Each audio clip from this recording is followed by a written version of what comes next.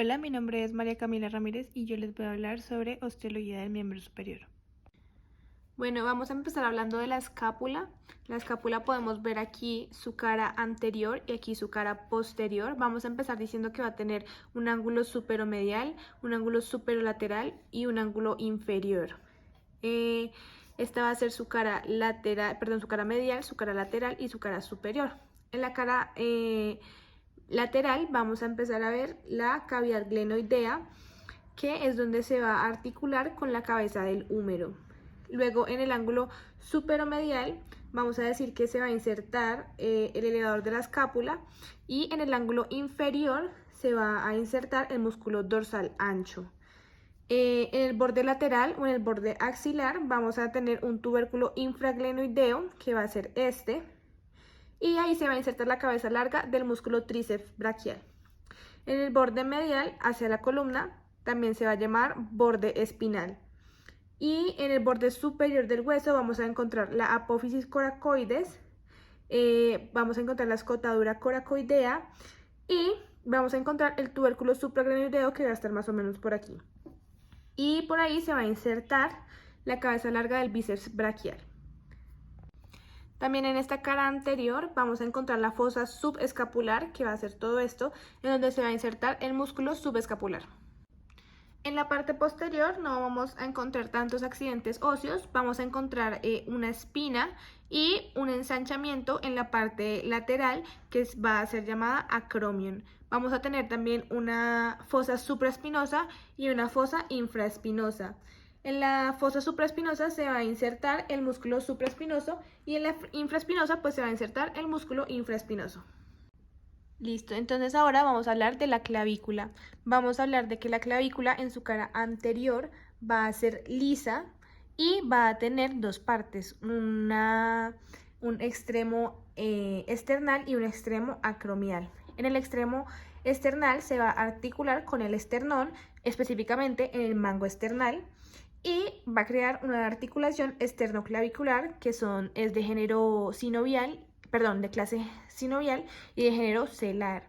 También vamos a tener el extremo acromial, que es donde se va a articular con el acromion, en una articulación llamada acromioclavicular, que va a ser clase sinovial y de género plana. Vamos a tener que el borde anterior cerca al esternón va a ser convejo y cerca al acromion va a ser cóncavo. En la vista posterior vamos a ver que va a ser irregular, va a tener una rugosidad para el ligamento costoclavicular y va a tener un surco o canal subclavio, en donde se va a insertar el músculo subclavio, que va a llegar hasta la primera costilla. Vamos a tener también un tubérculo conoide, que es donde se va a insertar el ligamento conoide o ligamento oracoclavicular medial, y vamos a tener también un tubérculo trapezoide, que es donde se va a insertar el ligamento trapezoide o coracoclavicular lateral. Igualmente aquí se va a articular, esta va a ser medial, entonces se va a articular con el esternón, y vamos a ver que va a ser cóncavo y cerca del esternón, y aquí va a ser convejo, donde se va a articular con el acromion. Listo, ahora vamos a hablar del húmero en su cara anterior y en su cara posterior. En la cara anterior vamos a encontrar que el húmero va a tener una cabeza humeral que se va a estar articulando con la cavidad glenoidea del omóplato y va a estar generando la articulación glenohumeral, que va a ser de clase sinovial y de género en artrosis.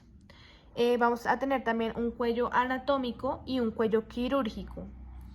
Vamos a tener un tubérculo mayor, en donde se van a insertar los músculos supraespinoso, infraespinoso y redondo menor. Y vamos a tener un tubérculo menor, en donde se va a insertar el músculo subescapular.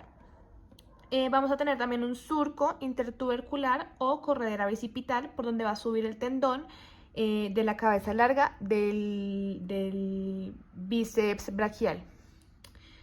Vamos a tener un borde anterior que nos va a dividir el húmero, la cara anterior en dos caras, una anteromedial, que es donde se va a encontrar una rugosidad para la inserción del músculo toracobraquial, y una cara anterolateral que es donde vamos a tener la V deltoidea, en donde se va a insertar el músculo deltoides. En la epífisis distal vamos a encontrar el cóndilo humeral, que va a ser este primero, y la tróclea humeral. Encima del cóndilo pues vamos a encontrar el epicóndilo, y encima de la tróclea vamos a encontrar la epitróclea. También vamos a tener una fosita supracondilia y una fosita coronoides. Vamos a tener 3 articulaciones que van a ser estas. La primera va a ser la húmero-radial, que va a ser de género condilio. La segunda va a ser la húmero-cubital, que va a ser de género troclear. Y la tercera es la radiocubital proximal, que va a ser de género trocoide. Recordar que todas las articulaciones del miembro superior van a ser de género sinovial, clase sinovial, perdón. En la parte posterior del húmero solo vamos a destacar la fosa olecraniana, que es donde se va a alojar el olecranon, que es el codo, y vamos a tener un canal de torsión que por ahí va a pasar el nervio radial y arteria y vena humeral profunda. Aquí podemos ver de nuevo la V deltoidea, ya que está un poco lateral. Listo, ahora vamos a hablar del radio y del cúbito. Como ya lo vimos ahora, vamos a tener una articulación radiocubital distal y una articulación radiocubital proximal. Vamos a tener en cuenta siempre que el cúbito va a ser el más medial. En una vista anterior vamos a tener una tuberosidad cubital y vamos a tener también una apófisis coronoides o proceso coronoideo. En la epífisis distal vamos a ver una cabeza cubital y además vamos a tener una apófisis estiloidea cubital. También vamos a tener una escotadura radial para la articulación radiocubital proximal. En la parte posterior vamos a destacar el olecranon. Bueno, ahora vamos a hablar del radio. Podemos ver que tiene una cabeza y va a tener una cúpula radial, que va a ser esta que está aquí. Vamos a tener una tuberosidad radial donde se va a originar el tendón común del bíceps braquial, y también vamos a tener una apófisis estiloides radial y además una escotadura cubital, que es donde se va a articular con el cúbito en la articulación radiocubital distal. Entre estos dos huesos vamos a tener la membrana interósea, que va a ser la que los va a estar uniendo. Finalmente vamos a hablar de la mano. En la mano vamos a tener una porción que va a ser el carpo, en donde van a estar ubicados 8 huesos. El número 1 va a ser el hueso escafoides, el número 2 va a ser el semilunar, el número 3 va a ser el hueso piramidal, el 4 va a ser el pisiforme, el 5 va a ser el trapecio, el 6 el trapezoide, el 7 va a ser el grande y el 8 va a ser el ganchoso. Luego vamos a tener los metacarpos. Aquí tuve un pequeño error, pero este también sería un metacarpo. Y después de los metacarpos vamos a tener las falanges. Vamos a tener una falange proximal, una falange media y una falange distal. Recordar que el pólisis solo va a tener 2 falanges, una falange distal, una falange proximal, y esto es un metacarpo.